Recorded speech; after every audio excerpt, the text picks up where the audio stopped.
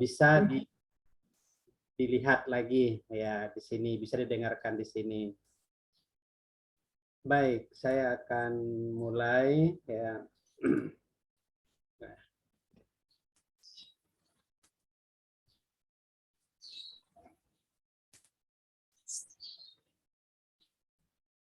Nah, saya menyinggung sedikit lagi masalah genetika. Ya, itu adalah ilmu yang mempelajari tentang pewarisan sifat. Ya, pewarisan sifat itu ya, tidak mutlak dari perkawinan. Ya, perkawinan ya. Ya.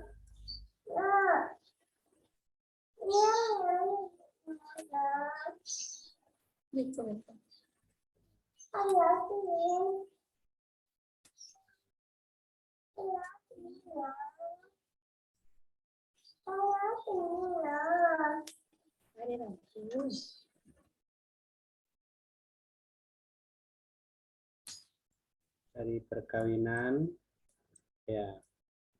Nah, yang kedua dari pembelahan sel.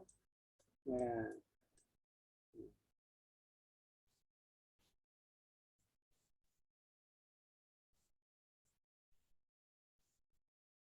Pembelahan sel ya. Baik mitosis atau meiosis ya. Karena di situ terjadi penurunan jumlah penurunan kromosom ya. Seperti di mitosis gitu ya. Nah, ini adalah sel. Di dalamnya ada inti sel yang misalnya pada manusia ada 46 kromosom. Nah, maka turun menjadi 2 sel ya, 2 sel. Nah, ini jumlahnya juga 46. Nah, ini apa artinya ini? Berarti terjadi penurunan sifat. Nah gitu.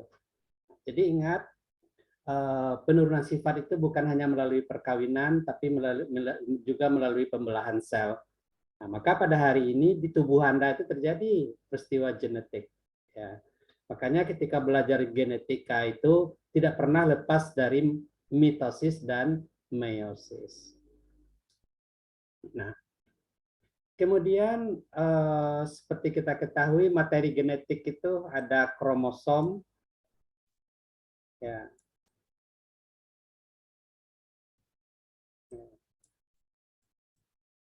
ada DNA,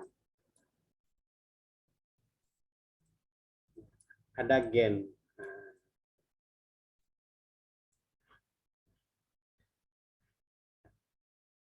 Sekarang ini adalah kromosom.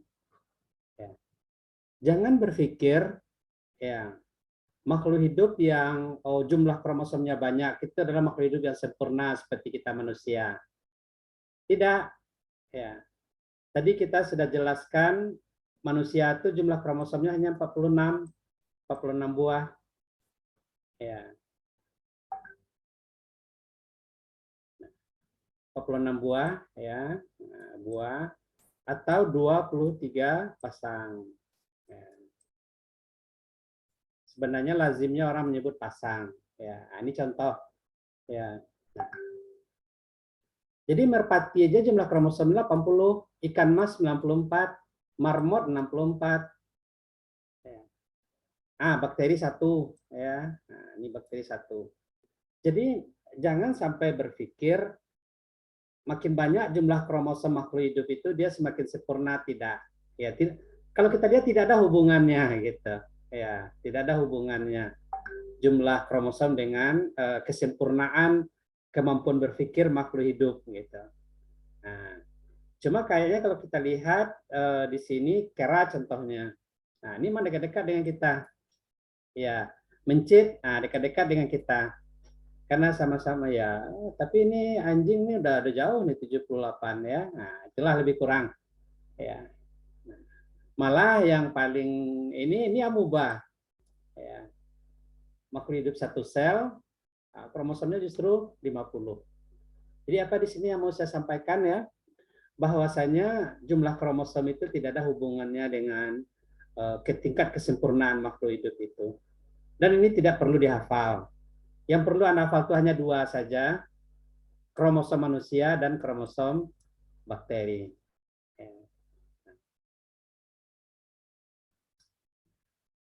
Nah, ini dia kromosom manusia. Nah, makanya kromosom manusia itu sering dijelaskan atau disebut orang dengan pasang. Maka ini pasangan nomor 1, nomor 2, nomor 3, nomor 22, dan ini adalah nomor 23. Nah, nomor 1 sampai 22 nah, disebut dengan kromosom somatif atau kromosom tubuh. Ya. Nah, kromosom tubuh. Atau kromosom autosom. Nah, disebut juga dengan autosom.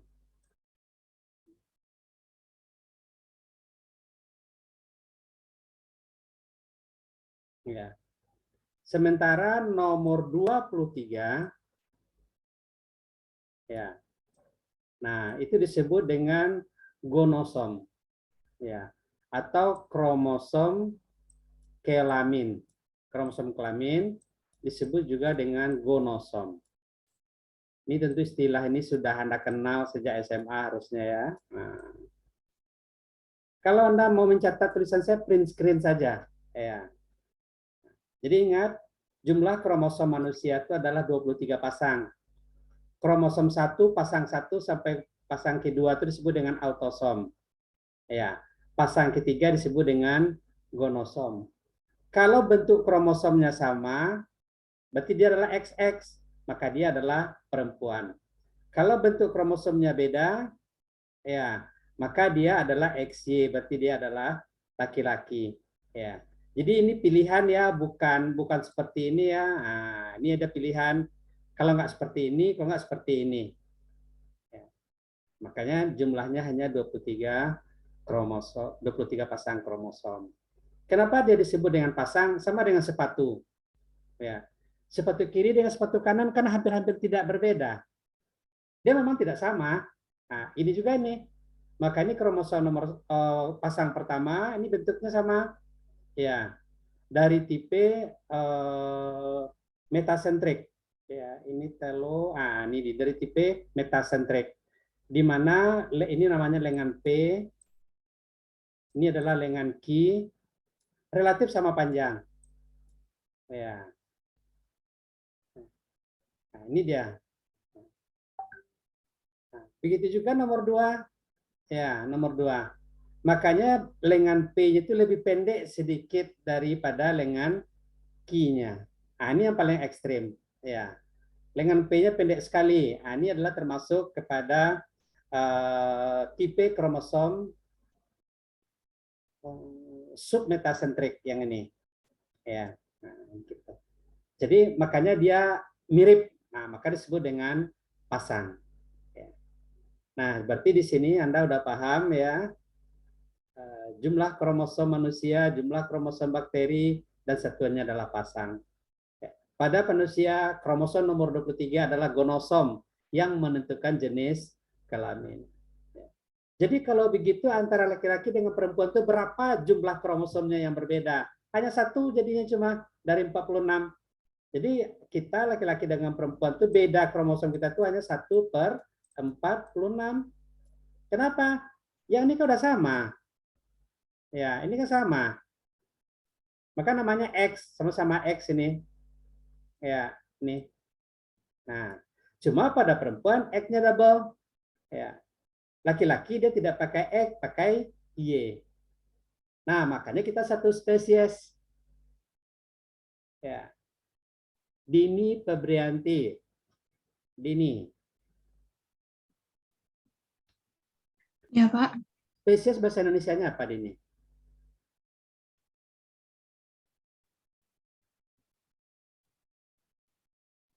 Jenis, Pak. Dini Febrianti. Spesies apa bahasa Indonesianya?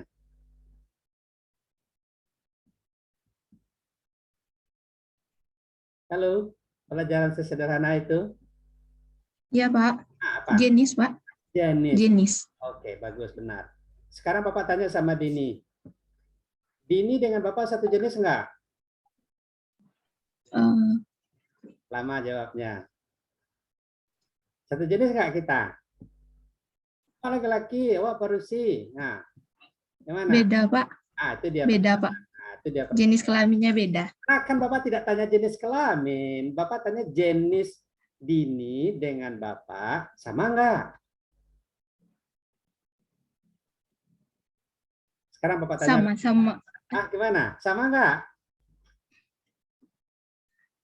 Jennifer.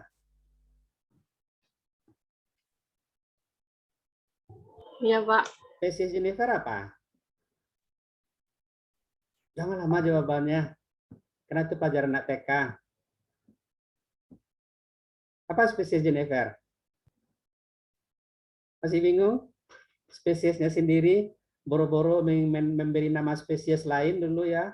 Apa sih nama spesies padi? Apa sih nama spesies kera misalkan ya? Spesies Jennifer sendiri apa? Nah, ini kan menarik ini. Ini ingat loh, Anda masa genetika udah masih tahun akhir loh. Nah, Inaya. Halo Inaya. Nah, kabur Inayahnya. Emilia. Ayo Emilia. Spesies Emilia apa? Mikrofonnya mute. Spesies Emilia. Ya, Pak. Spesies Emilia apa? Manusia maksudnya, Pak. Spesies Emilia. Yang satunya spesies Emilia, bukan spesies manusia. Emilia punya spesies enggak? Iya. Tuh, apa?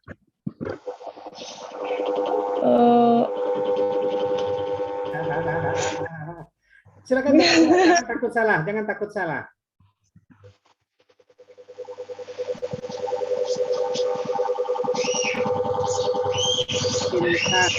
Intan Satya, Intan. Iya, Pak. Intan manusia enggak? Manusia, Pak. Manusia. Kalau spesies manusia apa? Mamalia ya, Pak. Waduh, wah, gawat ini. Nah, gawat, salah betul, jauh salahnya. Pak. Nah, ya silakan. Pak. Ya silakan. Homo sapiens, Pak. Homo sapien. Nah, Atau kan manusia gawat cerdas. tuh. Anda saja tidak tahu dengan nama spesies Anda. Ya, Homo sapien ya. Nah, jadi manusia itu nama spesiesnya adalah Homo sapien. Nah, sekarang kembali pertanyaan. Nurdia dengan Bapak satu jenis enggak? Satu jenis, Pak, Ya. karena kita sama-sama homo spesies. Nah, itu dia benar. Satu jenis kita. Kalau jenis kelamin kita baru beda. Jenis kelamin itu bukan jenis. Makanya kan Bapak bilang tadi dari awal, bahasa Indonesia ini spesies itu apa? Jenis. Ya. Jenis. Nah, makanya kita sering salah kaprah dalam menerjemahkan jenis seolah-olah adalah jenis kelamin. Bukan jenis kelamin ya jenis kelamin. Makanya kalau dalam bahasa Inggris jenis kelamin itu sex. Sex, nah, misalnya titik 2 female or male. Ya. Itu dia jenis kelamin. Tapi kalau jenis tidak. Oke ya. Sebenarnya Anda udah tahu, tapi karena pertanyaan saya itu kontekstual, apa nama spesies Anda Mila gitu kan? Harusnya Mila harus ngerti bahwasanya Mila itu adalah manusia, kalau manusia adalah Homo sapien. Nah, menurut saya tuh Anda masih ragu-ragu Anda tuh manusia atau tidak gitu loh. So, saya yakin mahasiswa pasti tahu bahasa Latinnya manusia, tapi tidak sadar bahwa diri Anda itu adalah manusia. Nah, gitu ya. Kenapa ini penting untuk memahami konsep ya. Baik. Bentuk-bentuk kromosom silakan Anda pelajari sendiri, banyak di buku SMA ya. Buka-buka lagi buku SMA kelas 3 ya. Nah, ini adalah materi dari buku SMA ini saya ambil. Oke. Nah, kita lanjut ya ke percobaan Mendel. Nah, kita tahu Mendel ini adalah bapak genetika. Ya, semua orang tahu ya. Jadi begini caranya dulu melakukan penyerbukan buatan itu. Ya. Alda. Iya, Pak. Oke. Kira-kira menurut Alda tumbuh-tumbuhan itu punya sel kelamin nggak? Punya alat kelamin nggak? Ah, ini dulu. Punya, Janganlah. Ada ya. Ah, benar. Apa alat kelamin dari tumbuhan? Putik dan benang sari, Pak. Putik dan benang sari. Kalau alat kelaminnya bunga sebenarnya, Alda. Ya. Oh, oke, Pak. Ya. Nah, kalau alat kelamin, maka ada alat kelamin jantan, ada alat kelamin betina. Nah, kalau alat kelamin jantan untuk bunga apa? Di bunga. Benang Atau sari, Pak. benang sari. Benar. Nah, ini dia nih yang dipotong oleh Mendel dengan gunting. Benang sari dengan serbuk sarinya ya. Maka alat kelamin betinanya adalah putik. Nah, ini dia putik.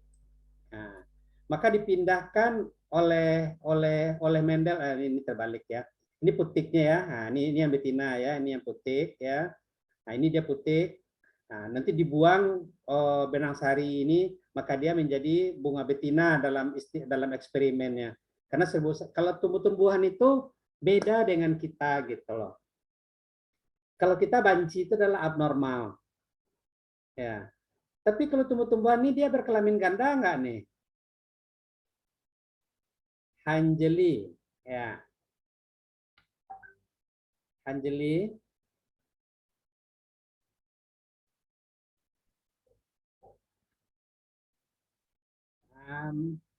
Belum nyambung Anjeli. Mila, Bapak tanya sama Mila. Mila, ini apa ini tumbuh-tumbuhan ini, tumbuhan gitu ya. Dia kelaminnya satu apa ganda? Menurut Mila. Silakan jawab aja, nggak usah takut. Salah juga nggak apa-apa. Ini gambar yang ada di sini. Ya, alat kelaminnya dua macam apa semacam?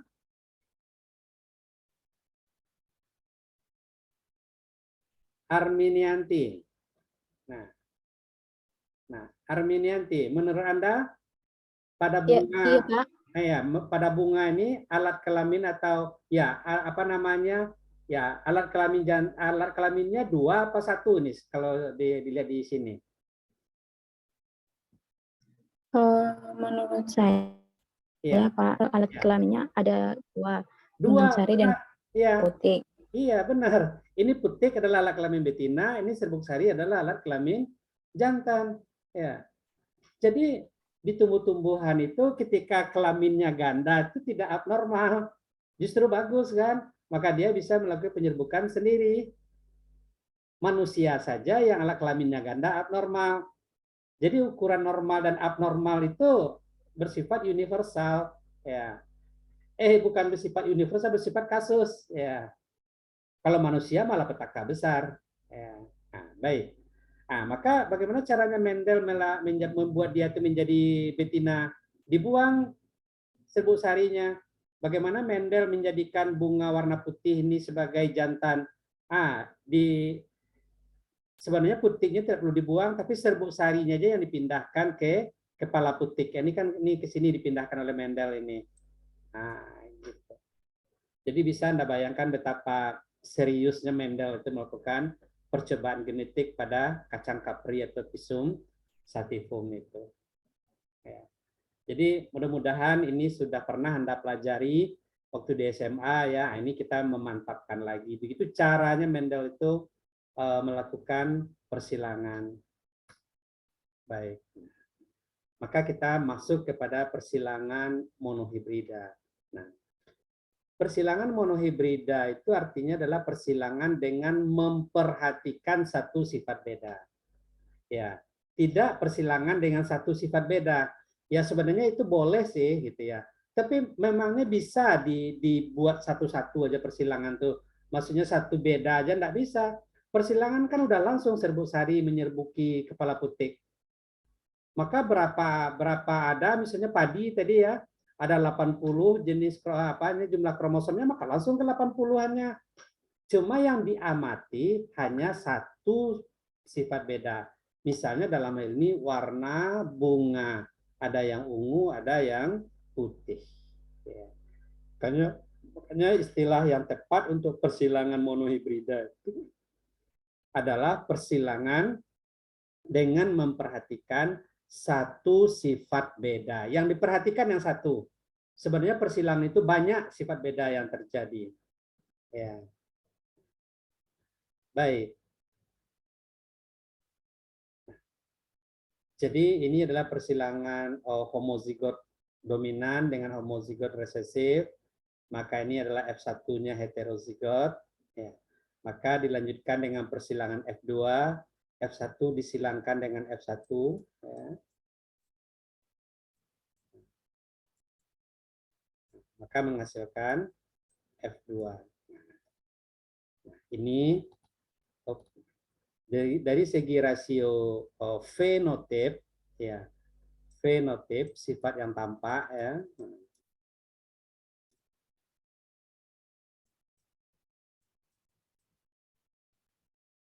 Adalah 3 berbanding 1.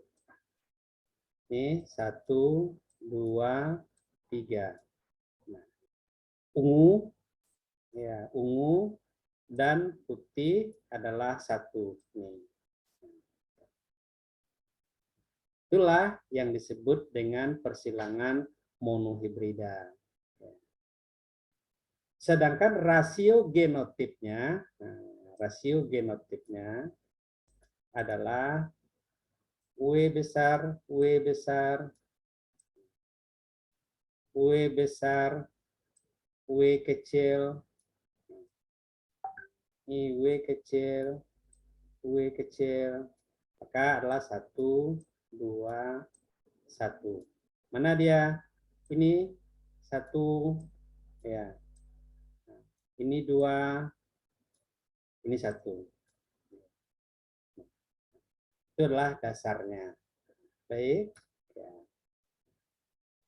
Maka, ya, ketika A besar dengan A kecil itu memisah menjadi gamet A besar dan A kecil, maka itulah hukum Mendel 1.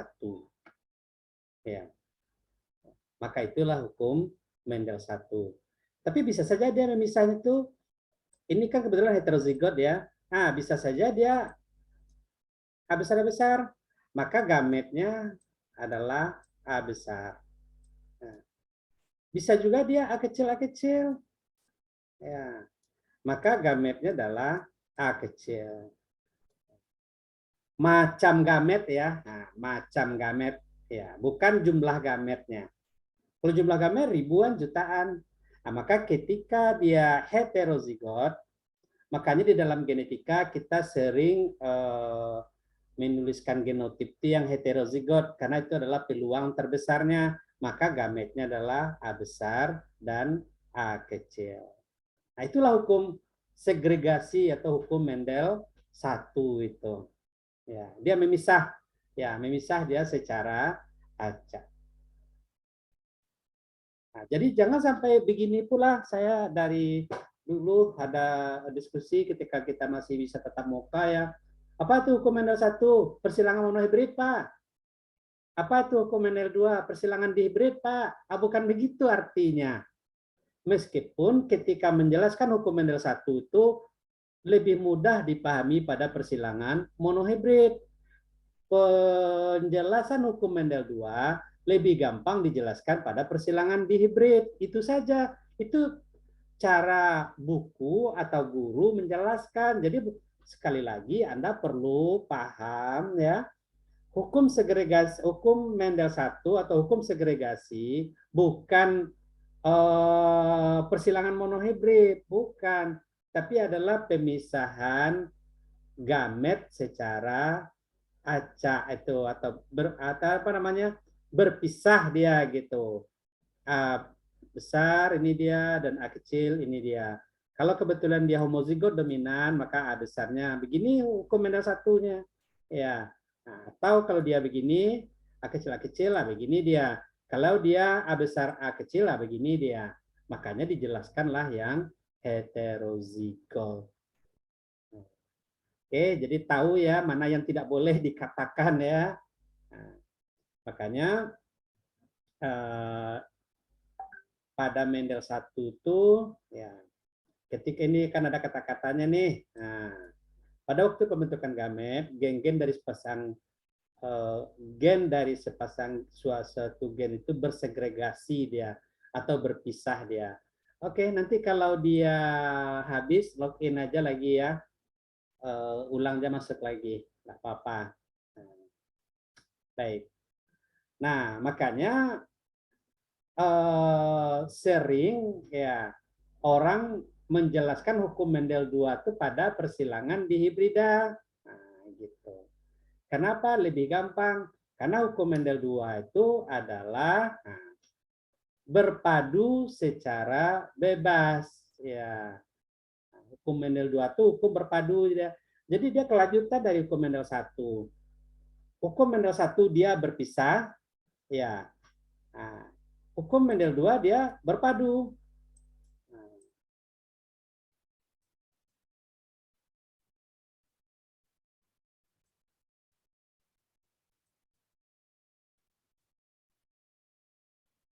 Nah, di situ dia bedanya cuma. Nah, maka berpadu itu lebih gampang dijelaskan pada persilangan dihibrida. Nah, gini dia, mana berpadunya itu Pak? Ini ya, mana ada gennya dua macam pada persilangan monohibrida, hanya mulai pada persilangan dihibrida. Ya, maka ketika gametnya itu genotipnya ya itu heterozigot, R besar, R kecil, Y besar, Y kecil. Nah, maka macam gametnya itu adalah R besar, Y besar, R besar, Y kecil, R besar, Y kecil, dan R kecil, Y besar. Nah, ini yang penting Anda tahu cara mencari macam gamet. Oke, sebelumnya saya balik dulu. Nah, pada persilangan dihibrida, ya,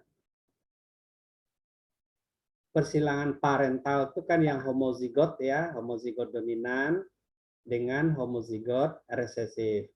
Dilambangkan dengan genotip ya, sifat yang tidak tampaknya R besar, Y besar, Y besar, R kecil, Y kecil, Y kecil. Di mana generasi pertamanya menghasilkan semua tanamannya adalah licin kuning, tetapi dia heterozigot. Mudah-mudahan Anda sampai di sini bisa mengerti. Kemudian dilakukan persilangan F2, ya, menghasilkan F2, F1 diselangkan sesamanya. Ya, itu. Makanya dikatakan dia menyerbuki sendiri. Nah, hasilnya apa? Ini dia 9331. Ya. Di mana biji licin berwarna kuning, ya licin kuning. Ini ada 9. Ya, hitung aja. 1, 2, 3, 4, 5, 6, 7, 8, 9. Ya. Nah, sementara keriput hijau, nah ini saya loncat aja ya, hanya 1. Ini cuma mana keriput hijau? Nah ini cuma. Ya, keriput kuning ada, tapi yang keriput hijau itu hanya 1. Nah, di sini ya yang paling penting itu Anda pandai cara mencari macam gamet. Oke ya, saya tutup dulu.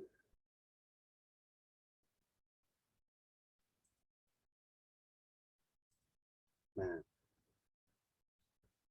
tadi itu kan genotipnya adalah Y besar, Y kecil ya. Y besar, Y kecil, W besar. Jadi apa lambangnya ya? Oh, R besar, R kecil ya, Y besar, Y kecil. Oke.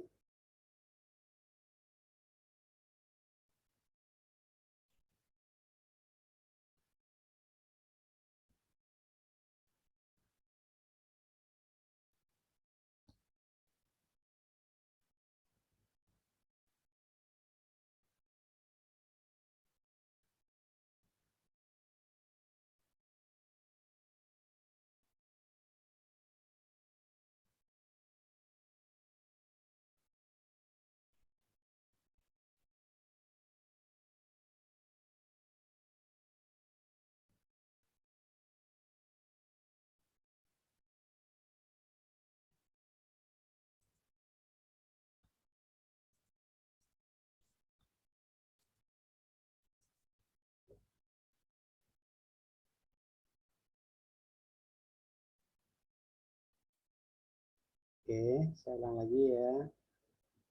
Dia adalah Y besar, Y kecil, R besar adalah R kecil. Nah, ini yang paling penting itu Anda mampu cara mencari macam gametnya. Nah, maka cara mencari macam gamet, dan ini harus Anda jelaskan ke murid-murid Anda nanti. Ya, jangan langsung aja. Oh, ini kalau gini gametnya adalah Y besar, R besar. Oh, Y besar, R kecil. Bukan begitu, harus Anda jelaskan. Ya, maka ada cara mencarinya.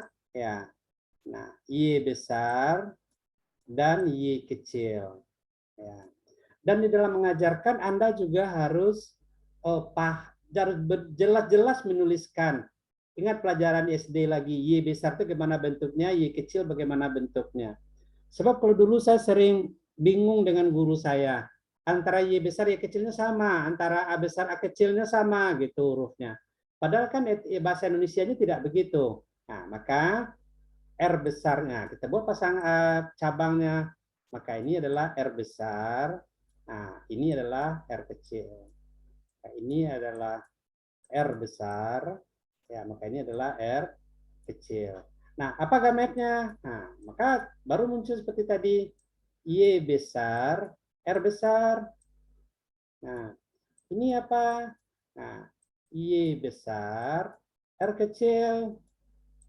Begitu seterusnya.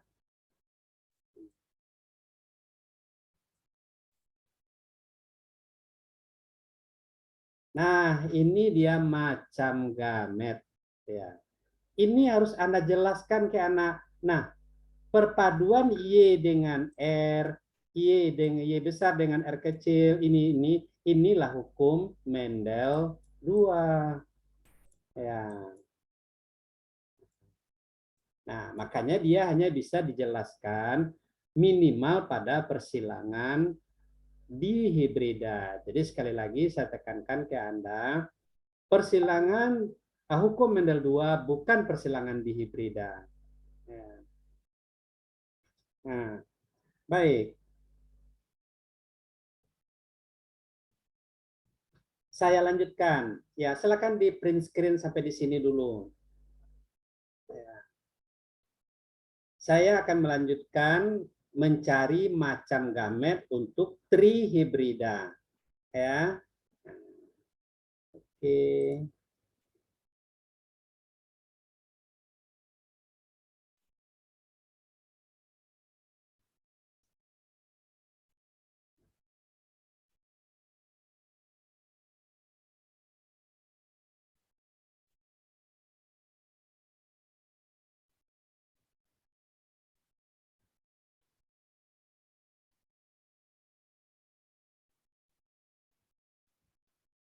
Nah, misalkan saja trihibridanya katakan ya A saja udah saya bikin ya. A besar dengan A kecil. Ya. Nah, itu bagaimana lagi tuh macam gametnya, Pak? Nah, maka tambah lagi cabang ini. Ya. Maka ini adalah A besar, ini adalah A kecil. Ini adalah A besar. Sama ya.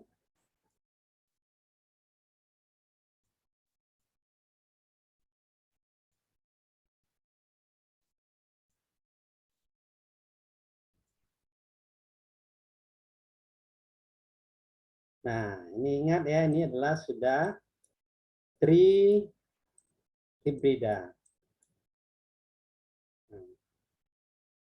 Jadi apa macam